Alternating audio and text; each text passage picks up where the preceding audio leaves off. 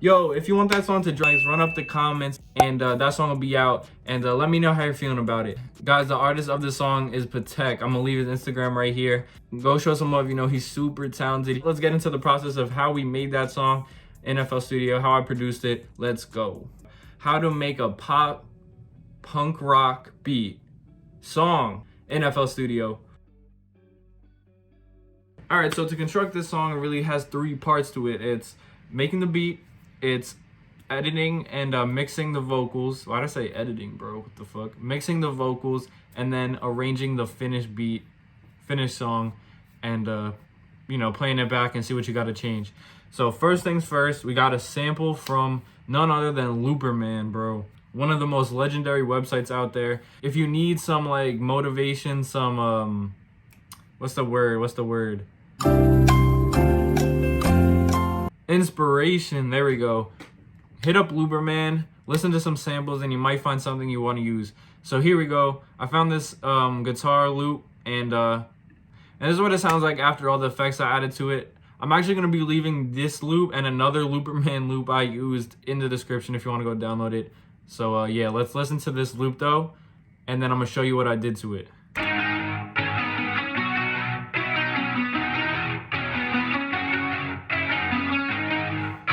So that's the guitar loop we had, and then I sent it to a track 2, and on track 2 I just threw on a little love filter for the intro.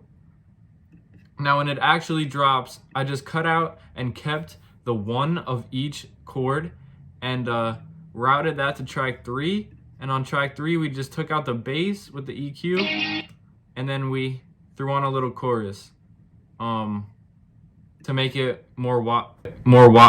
And then we threw on the chorus to make it more wider. So let me show you what it's like when it drops into the hook.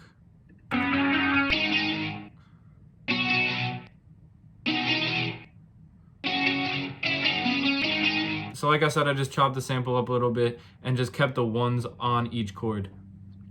Next thing what we did was add a bass. Now this bass is actually from a plugin that you could get for free because it's only a trial. It's Ample Bass Light, and this is what the bass sounds like.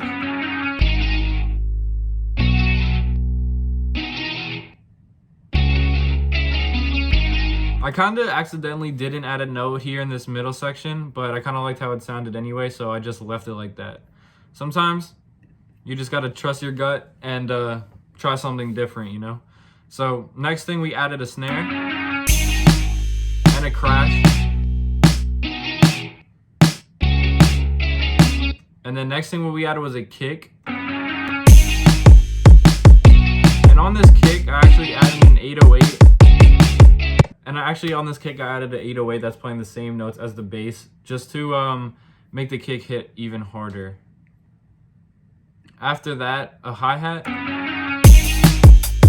It's very simple, 1-step hi-hat.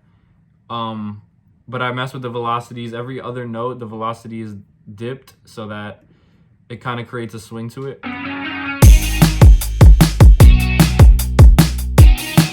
And then lastly for the beat, this beat is very simple, guys. And that's what really gets the most out of your artist, you know, it creates a hit. If the beat is simple, the artist has to, you know, give his side 50-50. You got a banger right there. Now I really added this, and this is the last thing of the beat. It's a Looperman sample again. And what I really added it for was the fact that at the end of each 5-bar, it added like a little drum break. That little thing right there made me really download it, but I ended up keeping it throughout the whole loop anyways. So the second part of the loop, the guitar, I did not chop up at all. It's just a normal loop.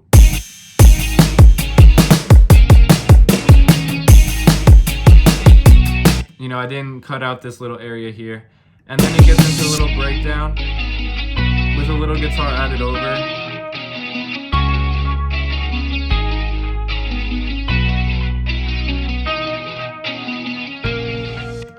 Little guitar added over the main guitar to just give it some variation.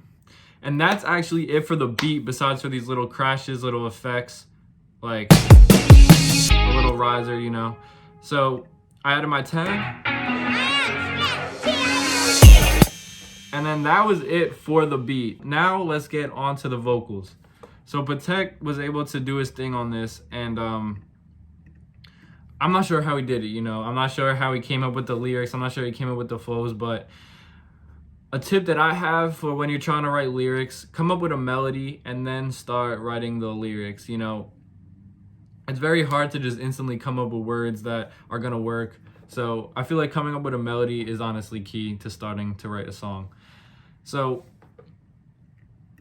this is the lead vocal right here. I'm going to show you what I've done to each vocal in terms of mixing to really make this song, you know, complete. So heartbreak is a nightmare, but I deal with it. So that's the vocal right there. That's with everything on it. So I routed it to track 7, and this is all the stuff I added. Now let me take you through each one, and I'm not gonna lie, each vocal, you know, track gets the same treatment, you know what I mean? All that's different is like on the background vocals, I'll turn up the reverb. On the doubles, I'll turn up like the flanges to give it an effect. Just stuff like that. But this is my main vocal chain. This is what you really need to know for the main vocal. And then you could even throw your ad-libs on here.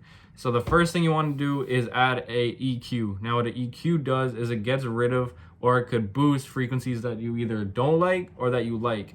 You don't want to boost the frequencies that you don't like. You want to boost the frequencies that you like. So no bass. You don't want bass in a vocal. Heartbreak is You don't want bass in a vocal because that's not where a vocal's supposed to really hit in a song. That's where the bass sits. That's where the 808 sits, all that shit. So you want to get rid of all these frequencies that you don't like. Let's see what this one sounds like if it's up. Heartbreak is a nightmare, but See, it sounds like you're talking in a fishbowl, so we don't like that. We'll get that one down. heartbreak is a nightmare. You just want to go around and find those, you know, frequencies that you don't like and turn them down. Next thing we added was a reverb. Now, I'm pretty sure everybody knows what reverb does. It makes your vocal a little bit more wide and gives it an effect. Don't throw that on too heavily because in these rock songs, you want your vocal to be sharp, you want it to be loud, and you want it to be understandable. So next thing we added was a flanges. Now, I'm not sure what that really does, but it does add a cool effect, and I like to use it. So just copy these settings, man, and see if you like it for your own sake. Next thing we added was a EQ. With this EQ, I boosted the high frequencies because that is almost more or less where you want your frequencies of a vocal to be sitting. And I also still took down some more frequencies I didn't like, only because the first EQ didn't have enough knobs. Oh shit. Only because the first EQ didn't have enough knobs, you know what I mean? So next thing we added was a compression. Now what a compression does, if you don't know, it makes the vocal nice and even. The loudness will be brought down, the quietness will be brought up, and it makes your vocal nice and even. So very essential for mixing. After that, the compression I just added made Patek's vocals a little bit more quiet. So what we did was had to boost them higher, and that's what this limiter does. You could just copy these settings, and if it's quiet, you want to use the gain, turn it up and down. Right now, I don't really want to mess with it because I like where it is. Next thing is a delay. Now a delay, you could use the FL1. This one, I'm pretty sure you have to pay for the Fab Filter Timeless. It is essential in vocal mixing, in my opinion, just to throw some variation on your vocal. Next thing was another reverb. I don't know why I even threw that on there, but I did. And next thing was a distortion. I feel like in rock songs, the vocals a little bit distorted, so that's what we did, a little bit distorted. This one was called the Warmth. I used the Warmth preset in FL Studio, and I didn't touch anything about it. So that's the main vocal lead, and like I said, all the other vocals are the same effects to them, just certain things are boosted higher. I'm not gonna go through all the stuff I did because I feel like, you know, you gotta try for your own. You gotta see what works for your song and what works for you. So that's what I'm gonna leave it on for now. And now, when you're arranging a song, there's different ways you could go about it. In this arrangement, it went hook, verse, hook, verse, hook. You know what I mean? I'm pretty sure this won't be the final arrangement. The song isn't completely done yet, but I still want to make this video. I still want to get a video out there because it's been a little while, you know. I apologize for that. But that's pretty much going to be it. I showed you guys how to make a pop beat, how to mix the vocals, and a little bit of arrangement techniques. So I hope you guys enjoyed, and I'll see you in the next video.